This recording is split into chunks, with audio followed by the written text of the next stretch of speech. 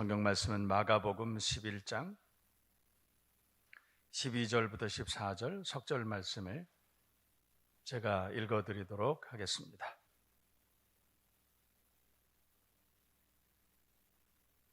이튿날 그들이 베다니에서 나왔을 때에 예수께서 시장하신지라 멀리서 잎사귀 있는 한 무화과 나무를 보시고 그 나무에 무엇이 있을까 하여 가셨더니 가서 보신즉 잎사귀 외에 아무것도 없더라. 이는 무화과의 때가 아님이라.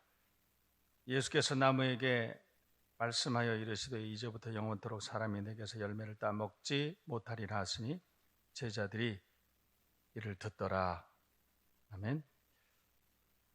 예수님께서 예루살렘 성에 입성하시고 이튿날 베다니에서 나왔을 때에 배가 고프셨다. 멀리서 잎사귀가 있는 무화과 나무를 보셨는데 그 무화과 나무에 가셔서 뭘 좀 드시려고 했습니다. 그랬는데 무화과 열매가 없었다. 근데 재미있는 것은 13절 하반절에 이는 무화과의 때가 아님이라. 무화과 나무 열매가 맺힐 때가 아니었다. 그런데 뭘 먹을 게 있나 보러 가셨다. 이렇게 말합니다. 그래서 우리가 실제로 이 내용을 보면 이해가 잘 안 갑니다. 그런데 이것을 그렇게 해석하는 것이 아니고 우리가 성경 전체로 볼 때 이 내용이 뭔지는 사실은 그 시대의 문화나 그 시대에 들려주는 메시지를 우리가 보면 금방 이해를 할 수 있습니다.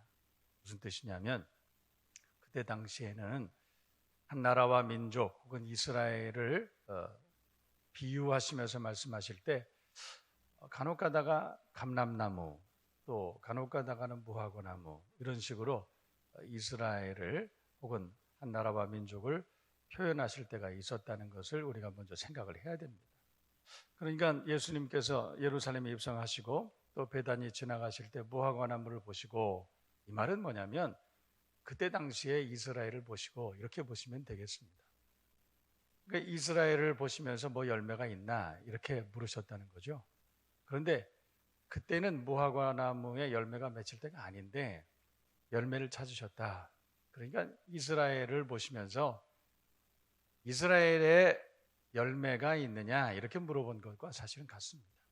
지금으로 말하면 하나님께서 이 땅에 교회에 대한 기대가 있으세요. 교회는 이래야 된다라는 말씀이시겠죠. 그런데 교회를 보시고 뭐 열매가 있나 이렇게 물어보신 겁니다. 교회 그러면 우리가 한 사람 한 사람에 대해서 우리가 생각을 놓칠 수 있겠는데 마찬가지죠. 우리 그리스도인들을 보시고 그만큼 예수 믿었으면 뭐 열매가 있나 물어보신 것과 같습니다. 그리스도인의 가정도 마찬가지죠.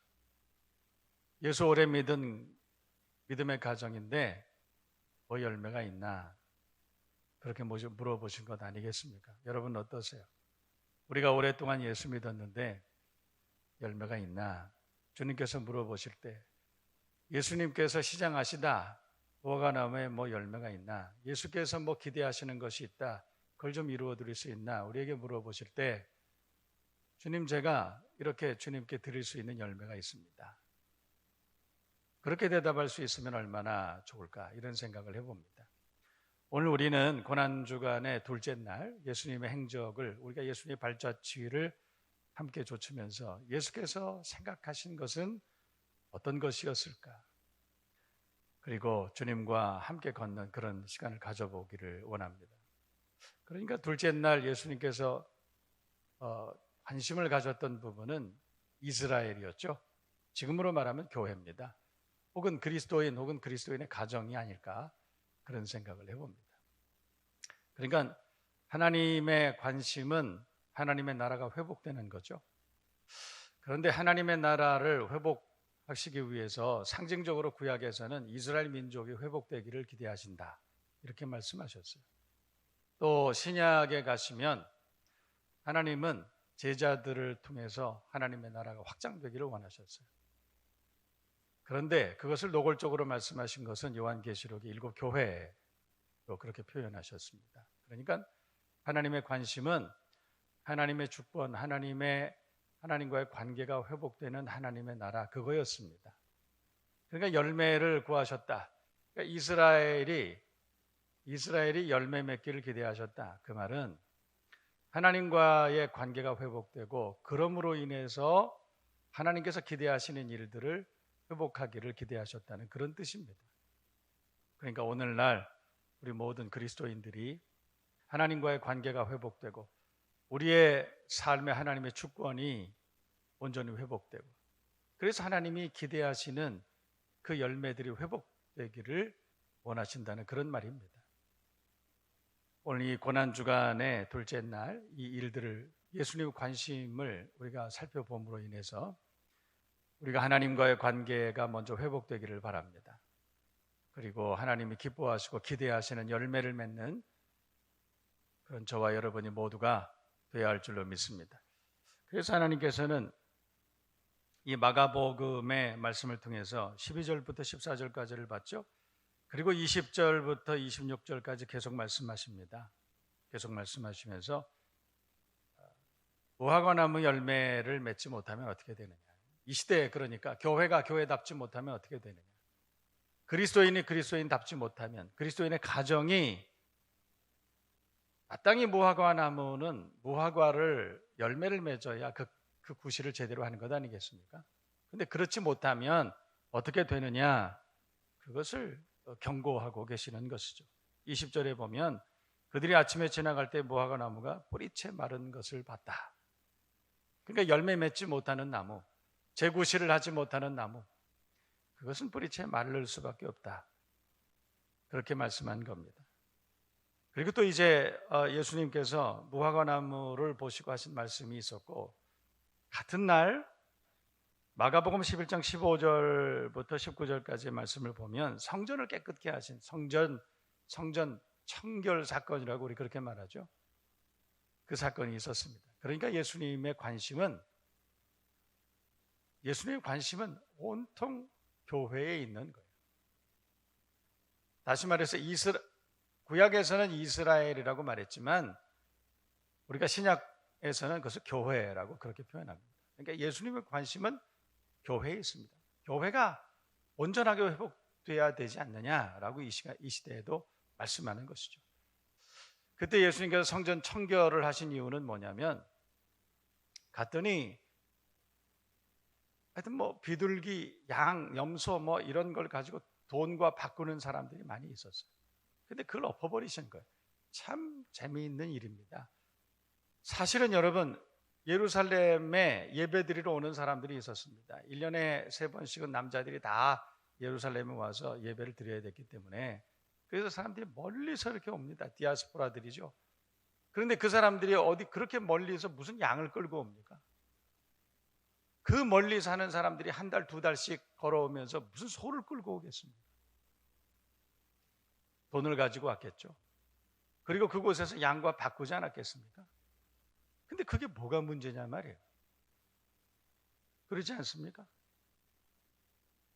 아니 그 멀리서 양을 끌고 오지 못했는데 그래서 돈을 가지고 와서 그 성전 근처에서 양을 사다가 그래서 제사를 드렸는데 그게 뭐가 문제냐. 무화과 나무의 때가 아닙니다. 그래서 무화과 나무가 열매를 못 맺었는데 그게 무슨 문제냐는 거예요.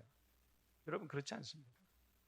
그런데 무화과 나무의 때가 아님에도 불구하고 열매 못 맺었다고 예수님께서는 그걸 저주하셨어요. 그 멀리서 양을 끌고 오지 못하는데 그래서 돈을 가지고 와서 바꿨는데 그걸 가지고 또 책망하시고 상을 뒤엎어버리셨다. 우리가 생각할 때는 도대체 이해가 되지 않습니다. 아니 우리는 이렇게 변명할지도 모릅니다. 아니 주님 이게 합리적인 것 아닙니까? 합리적인 것 아니에요? 우리가 이렇게 신앙생활을 하는 것이 합리적인 것 아니에요? 다 그렇게 삽니다, 주님. 다 그렇게 살아요. 주님, 우리가 지금 사는 현대 사회를 잘 이해하지 못하셔서 그런 것 같은데, 주님도 한번 우리 같이 한번 집사로 한번 살아보세요. 주님도 지금 우리 같이 한번 권사로 한번 살아보세요. 예수 믿는 사람답게 산다는 거 주님이 기대하시는 것 있을 텐데 주님도 한번 살아보세요. 예수 믿는 사람들 주님이 기대하신 만큼 사는 건 그건 쉽지 않습니다. 우리가 살아가는 거는 그래도 나름대로 열심히 사는 거예요. 나름대로 합리적으로 신앙생활 하려고 우리 애를 쓰고 있는데 뭘 그걸 가지고 이렇게 책망하시고 상을 엎어버리시고 뭘 그러세요, 주님 속 좁게. 여러분 그렇게 말씀하시지 않겠습니까? 그 얘기예요. 오늘 예수님께서 교훈하신 말씀은 그겁니다. 우리는 우리들 나름대로 그래도 우리가 열심히 노력하고 힘을 다해서 이렇게 살고 있습니다. 주님이 기대하시는 만큼은 아니라도 그래도 나름대로 열심히 하고 있습니다. 근데 뭘 그렇게 화를 내세요? 그러나 예수님은 우리가 회복되기를 원하세요. 하나님의 주권이 우리의 심령 가운데, 우리 가정 가운데, 교회 가운데 회복되기를 기대하고 계세요. 그래서 합당한 열매, 하나님이 기대하시는 그런 열매를 맺기를 원하신다는 것입니다. 그러면서 성전을 막 청결을 하시면서 그 상 비둘기 팔고 염소 팔고 하는 사람들 그 상을 다 엎어버리시면서 뭐라고 그러셨냐면 여기는 만민이 기도하는 집 아니냐 이렇게 말했어요. 성전은 만민이 기도하는 집이라. 그게 무슨 뜻입니까? 그럼 성전은 기도만 하는 곳입니까? 아니에요. 그거는 문자적으로 해석할 일이 아닙니다. 성전은 만민이 기도하는 집이라. 그건 뭐냐면 교회가 교회답게 하라라는 거예요. 교회가 교회답게 하라. 예수쟁이들은 예수쟁이들답게 살라. 하나님의 자녀들은 하나님의 자녀들답게 살라. 주님, 우리가 합리적으로 이렇게 좀 잘하고 있잖아요. 이렇게 말하지 말고 진짜 성경적으로 한번 살아보라. 진짜 예수쟁이답게 한번 살아보라. 그렇게 말씀하신 것이죠. 오늘 이 말씀을 잘 기억하고 우리가 이 고난주간에 우리가 우리 자신을 잘 돌아보고 그리고 하나님 앞에 인정받는, 하나님이 칭찬하실 만한 열매 맺는 여러분 되기를 주님의 이름으로 축복합니다. 오늘 제가 이렇게 아침에 와서 깜짝 놀랐습니다. 왜 그렇게 많이 오셨는지 모르겠어요. 저는 요즘에 시대가 하도 어수선해서 고난주간 특별 새벽 기도회라 해도 이렇게 몇 분 안 오실 줄 알고 그래서 제가 준비도 잘 안 하고 그랬는데 보니까 너무 많이 오셔서 감사드립니다. 교회는 교회다워야 됩니다. 예수쟁이들은 분명히 그렇게 살아야 됩니다. 세상 사람들 다 그렇게 살아도 주님 다 그렇게 살잖아요. 그렇게 하지 않고 우리는 그래도 기독교인답게 살아야 됩니다.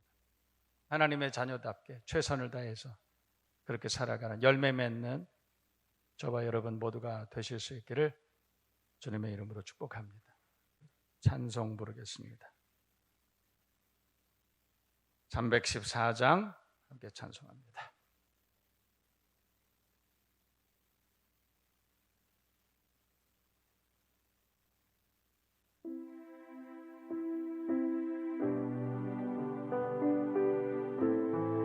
일 절과 2절만 부르겠습니다.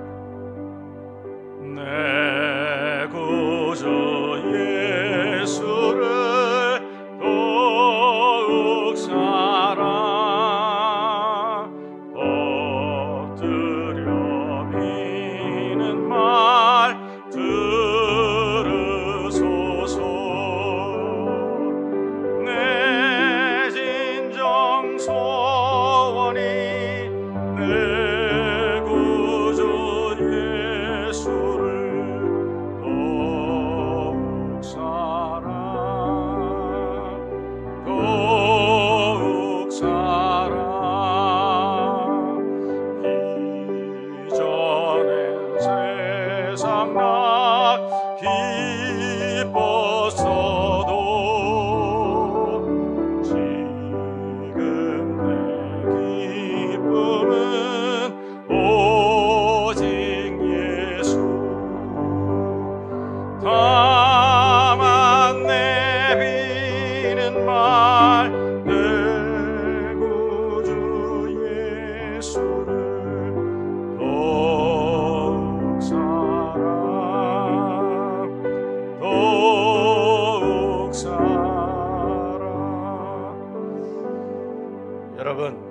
고난주간 동안에는 우리 금식하십시다. 금식하세요. 그런데 금식은 단순히 밥을 안 먹는 것이 아닙니다. 그냥 밥을 안 먹는 것, 물을 안 마시고 밥을 안 먹는 것은 금식의 가장 기본적인 의미입니다. 진짜 금식은 뭐냐면 세상을 굶는 겁니다. 내 자신의 욕망을 굶는 겁니다. 자기를 쳐서 복종시키는 것입니다. 죄에 대하여 십자가에 못 박히고 하나님에 대하여, 의에 대하여 사는 것, 그게 진짜 금식이에요. 진짜 십자가 묵상은 세상 쾌락, 그동안에 하루에 스마트폰 10시간 보던 것을 5시간으로 줄이고 금식이에요. 내가 세상 오락을 즐기던 것 3시간 하던 걸 1시간으로 줄이는 것, 그 금식입니다. 내가 세상을 탐하고 거기에 빠져있던 것을 단절하는 것이, 그게 진짜 금식입니다. 그래서 이번 한 주간은 금식하십시다. 나름대로 우리의 생활의 영역 가운데서 금식하며 주님을 묵상하는, 그래서 이 고난주간 가운데 우리의 영성이 깊어지고, 그리고 우리의 육성이 약해지는 만큼 영성이 강해지는 그런 한 주간이 되실 수 있기를 바랍니다. 우리 기도하실 때 주님 믿음의 열매, 기도 열매, 회개 열매, 성령 열매, 전도의 열매, 축복의 열매, 이런 열매를 많이 맺는 우리들 되게 하여 주옵소서. 우리 가정과 우리 심령이 교회가 되게 해 주옵소서. 주여 한번 크게 부르고 통성으로 함께 기도하십시다.